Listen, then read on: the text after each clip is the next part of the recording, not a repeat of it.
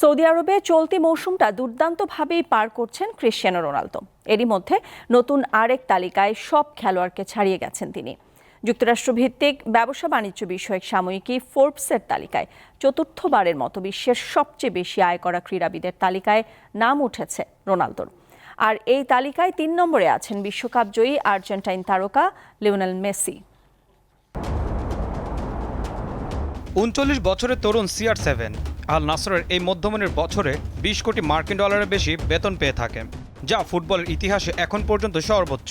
এছাড়া প্রায় নানা প্রতিষ্ঠানের স্পন্সর থেকেও বিপুল আয় আছে রোনালদোর। CR7-এর মাঠের বাইরের আয় ৬ কোটি মার্কিন ডলার বলে উল্লেখ করেন ফোর্বস।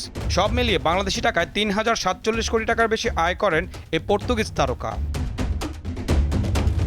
রোনালদোর পর দ্বিতীয় সর্বোচ্চ আয় করেছেন স্প্যানিশ গলফার জন রাম। তার দ্বিতীয় স্থানে আসার পিছনেও আছে সেই সৌদির বড় ভূমিকা। দেশটির LIV গলফে রামের যোগদান ছিল গলফের অন্যতম আলোচিত ঘটনা। ফোর্বস বলছে রামের বার্ষিক আয়ের পরিমাণ ২১ কোটি ৮০ লাখ মার্কিন ডলার। আর্জেন্টাইন কিংবদন্তি লিওনেল মেসি আছেন ৩-এ। যুক্তরাষ্ট্রের ইন্টার মিয়ামি থেকে বছরে ৬.৫ কোটি মার্কিন ডলার আয় করেন তিনি।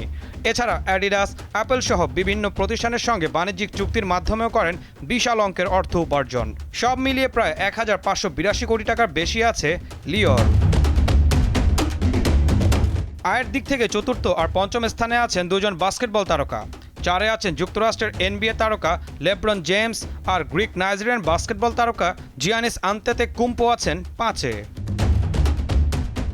সামনের মৌসুমে রিয়াল মাদ্রিদে যোগ দিতে যাওয়া ফরাসি তারকা কিলিয়ান এমবাপ্পের আয় প্রায় ১১ কোটি মার্কিন ডলার। এই তালিকায় তিনি আছেন ৬-এ। তার পরের অবস্থানে সৌদি আরবের আল হিলালে খেলা ব্রাজিলিয়ান তারকা নেইমার ও ৮ নম্বরে আছেন আল ইতিহাদের করিম বেনজেমা। ঈশান হাসান, দীপ্ত স্পোর্টস।